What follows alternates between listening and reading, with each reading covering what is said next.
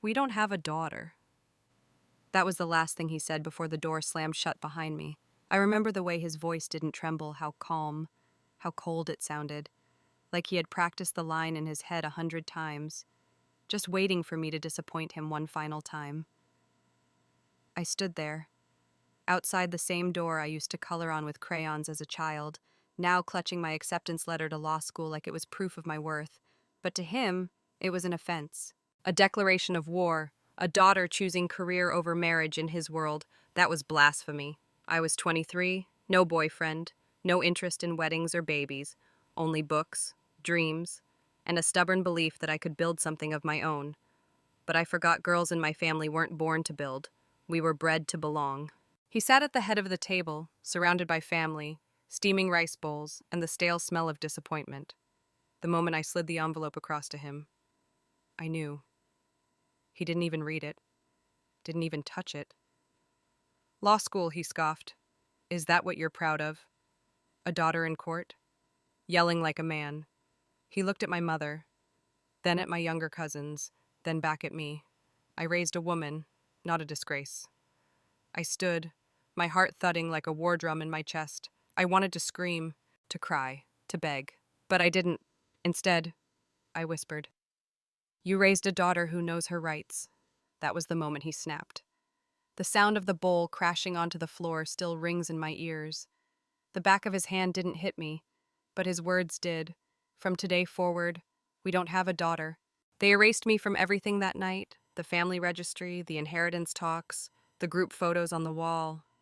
It was like I'd been a stain they'd finally wiped clean. My mother didn't speak. She just turned her face away as I packed my bags. My aunt, who once taught me how to braid my hair, handed me an envelope of cash. Like a silent bribe to disappear, no one hugged me, no one stopped me. Just the sound of this door closing behind me, and the echo of a name no one would say anymore, mine. The first night in my tiny apartment, I sat on the floor with nothing but a broken suitcase and the memory of that final sentence. I wanted to burn the acceptance letter. I wanted to go back. Say sorry. Say I'd get married if that's what it took. But something inside me whispered louder. And it wasn't fear. It was fury. I didn't leave that house because I was weak. I left because I finally understood what freedom cost. And that cost was silence, solitude, erasure. The days turned into weeks. The cash ran out faster than I expected. I took night shifts at a diner, then another job cleaning offices. I studied during lunch breaks, wrote mock legal arguments while folding laundry. People saw a tired girl in a crumpled uniform. They didn't see the lawyer she was becoming. Every dollar I saved felt like a brick in the foundation I was laying. A foundation I would build without their name, without their blessing, without their love. And yet, I couldn't let go entirely. I still kept tabs on my father's business, on the family land he worshipped more than God, on the company he was grooming my male cousin to inherit. He once said that land was his legacy, that it would never pass to someone without a son. But he forgot one thing. I may not be his daughter anymore, but I am still a Graves, and the law doesn't forget blood even when fathers do. 10 years. That's how long I was silent. How long I spent building, learning, studying, preparing. But it all began that night, the night I ceased to exist. The night I became someone far more dangerous than a daughter. I became a woman with nothing left to lose. And that is the most terrifying kind of woman to underestimate. They say time heals, but time didn't heal me. It sharpened me, like a blade left in fire burning until it forgot softness. I became a girl without a name, no surname, no inheritance, no place at the table I used to set as a child. I was the girl who didn't exist. And in that erasure, I found something dangerous. Silence. You learn things in silence that noise never teaches. I learned how to watch without being seen, how to listen without needing to speak, how to turn rejection into power and shame into fuel. When my classmates talked about spring breaks, I worked graveyard shifts at the diner. When they debated case law, I argued with eviction notices and overdue electricity bills, but no one outworked me, no one outlasted me. Because while they were chasing degrees for prestige, I was chasing survival, I rented a 200-square-foot studio that smelled like mildew and regret. The kitchen sink leaked. The walls were so thin I could hear the neighbor cry through them. But it was mine. Mine in a way nothing else had ever been.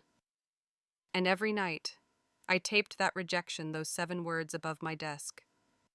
We don't have a daughter, not to mourn it, but to remember what was taken and what I was going to take back. I didn't just study law, I inhaled it. I memorized case precedents like scripture. I recited statutes while mopping diner floors. And slowly, the girl they erased began building something they couldn't see. A foundation, a future, a weapon. I changed my last name, not legally, not yet, but every email, every form, every cold call resume I sent out had the same signature, Elina Graves. Not their surname, not a man's name. Graves because that was where they buried me, and because one day I would rise from it. 3 years into law school, I interned for a property firm downtown. It was the first place that didn't look at my empty resume and laugh. They didn't care about legacies, only competence. And I gave them blood, sweat, and brilliance. It wasn't long before they started trusting me with small accounts, land disputes, title deeds, quiet acquisitions. And that's when it hit me. Land. That was my father's god, the only thing he worshipped more than power. He once told me, "Blood is nothing without land to bury it in." I smiled when I remembered that line, because now I knew how to take both. I started small. Properties near the family land, ones my father had tried to acquire but failed due to stubborn owners. I offered them better deals. No threats, no games. Just clean contracts and quicker payments. They signed, and one by one, those small parcels started forming a pattern, like puzzle pieces closing in. Of course, I didn't do it in my name. I was still nobody in their eyes. Still the disgrace. But behind a veil of shell companies and proxies, I became the storm creeping toward them. The best part, they never saw me coming. I kept tabs on birthdays I wasn't invited to, on cousins I never met, on real estate developments my father bragged about in newspapers, and every time he smiled in a photo beside a promising heir, I saved it, labeled it, studied it. Because one day, I would become the footnote they couldn't ignore. Years passed. I graduated top of my class. No celebration, no champagne, no family in the audience. Just me, in a plain black suit, holding a degree like a sword. And behind that silent triumph, a plan had taken form, a plan built on patience, precision, pain. You see, most people think revenge is loud, but mine was quiet, mine was paperwork, mine was signatures, mine was land. And slowly, the map I'd drawn in silence was almost complete. There was only one parcel left, the one my father held like a relic from God. The land our ancestors were buried on. The land that, legally, I was still entitled to despite what he told the family. I didn't need to storm his house. I only needed a document, a single paper, a quiet bomb dressed in legal language, and I was nearly ready to hand it to him. I remember sitting in the lawyer's office as he reviewed the final clause. He didn't know the backstory, didn't know the tears behind my stillness, didn't know the girl who once begged to be seen. He just said, "This transfer, if successful, gives you full control of the estate perimeter. You'll own everything." But his plot? I nodded. Not for long. I said, "Because when they said I wasn't family anymore, they forgot to take one thing, my birthright. And the law doesn't erase blood. It just makes you fight for it. I wasn't their daughter. I was something else now. A woman, with a name forged in fire, and a paper that could burn everything they built. I hadn't said my father's name in nearly a decade. Not aloud, not to anyone, not even to myself. But his shadow lived in every room I walked into, in every courtroom I stood in every land deed I signed with trembling fingers that slowly turned to steel. His name didn't need to be spoken. It was the name I was born to escape, and the name I would one day own. They said I was forgotten, a ghost in a family album, an unspoken embarrassment. But what they didn't know was that I had become their mirror, a quiet reflection of everything they feared in a woman educated, unafraid, unforgiving. The final piece of land wasn't just a property. It was sacred, at least to him. My great-grandfather was buried there. So was his father. The soil was drenched in bloodlines and arrogance. And now, that land was surrounded on all four sides by me. Legally, physically, strategically boxed in. He didn't know it yet, but his kingdom was caged, and I was holding the lock, holding. I filed the petition 3 days before his birthday. He was planning a celebration, a lavish outdoor ceremony to announce the expansion of the Graves estate.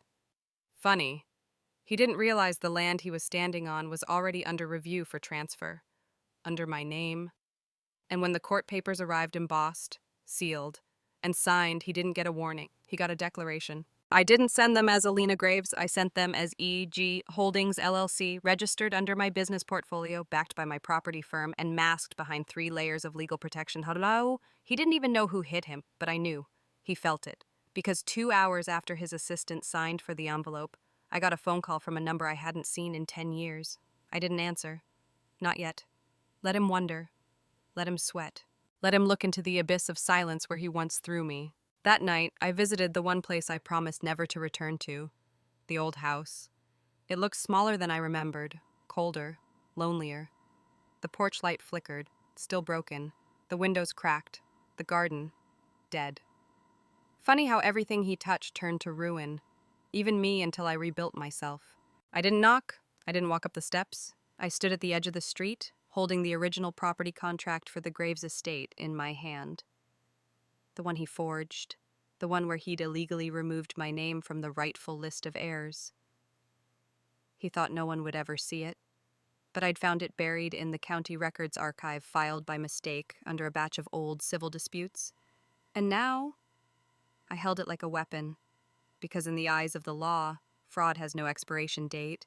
3 days later, I got an official summons for mediation.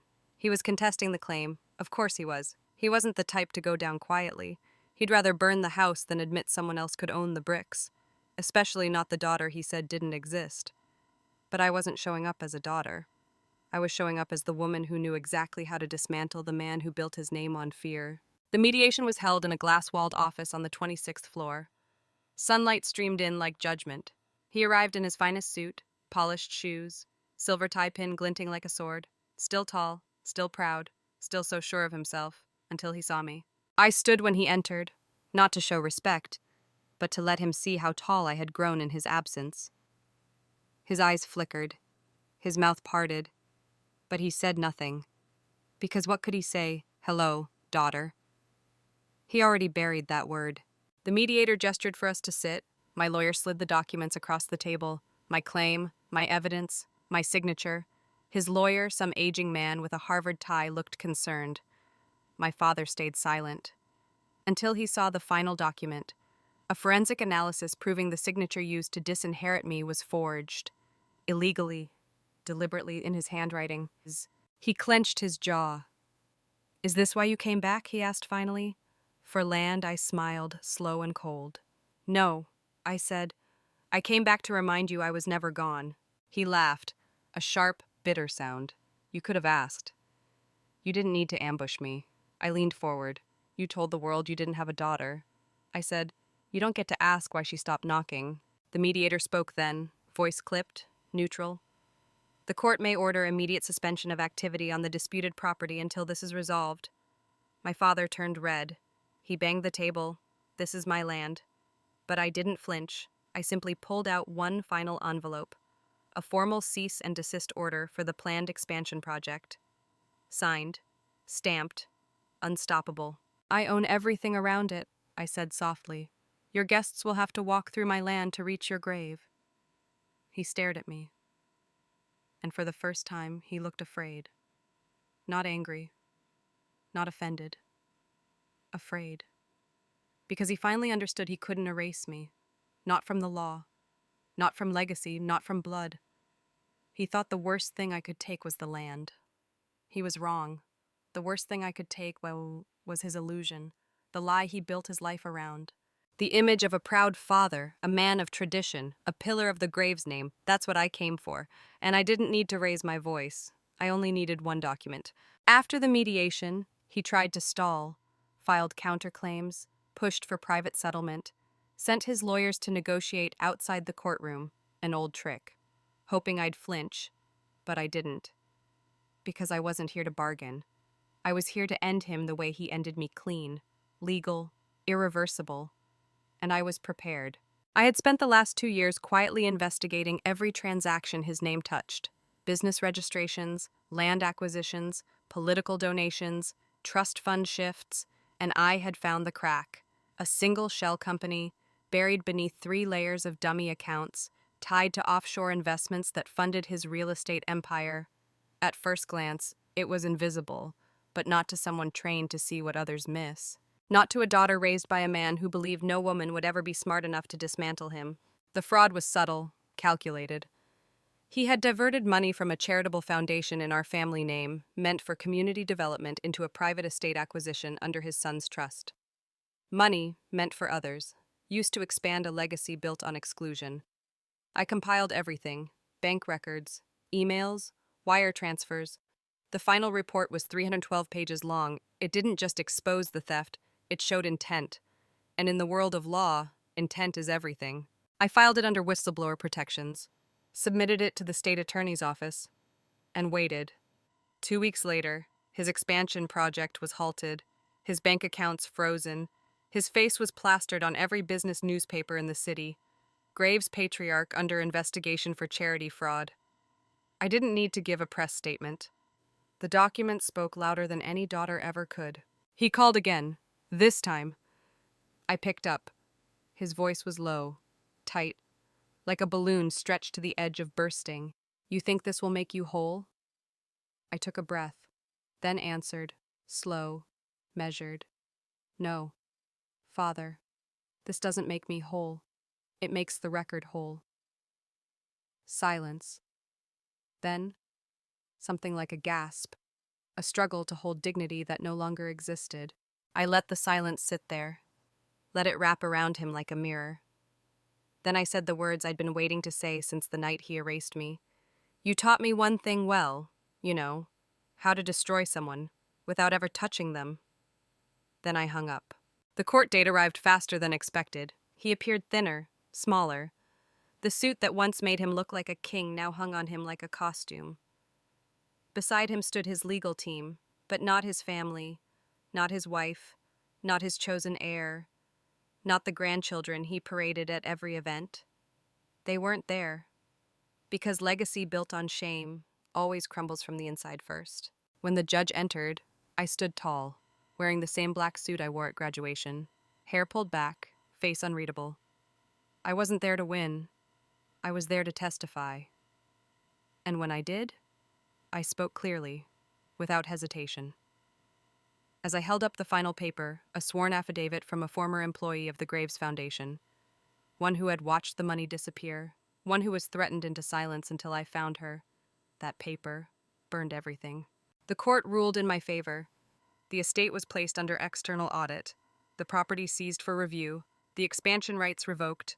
But more than that, his name shattered, corporate partnerships dissolved, honorary titles stripped, charity events canceled. The man who once said, "We don't have a daughter," was now the man with no face left to show. Outside the courtroom, reporters swarmed him, microphones like knives, flashes like gunshots. He didn't speak. He didn't need to. The silence screamed everything. And I walked past him without turning my head, because the best revenge isn't revenge. It's dignity. It's proof that they were wrong to ever call you less. That night, I sat in my apartment, the same one from years ago, same leaky sink, same crooked windows, but this time, it wasn't a cage. It was my sanctuary. I opened a small black folder. Inside was the last item I'd kept from my childhood, a copy of the family tree, one where my name had been crossed out in red ink. I took a pen, and I wrote something above the line where my name used to be, Elina Graves. I scrawled, owner, heir, survivor. They tried to erase me, but paper remembers, and in the end, that was all I needed. They thought I came to destroy him, but that was never the goal. Destruction is easy.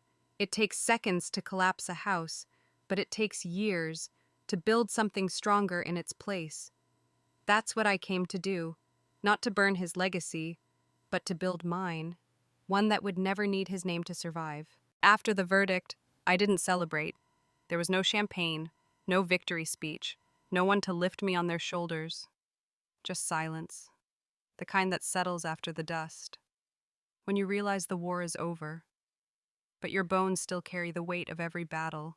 For days, I didn't return calls, didn't answer the door, didn't move much at all, not because I was sad, but because I had to grieve not for him, but for the version of me that once begged to be loved by him.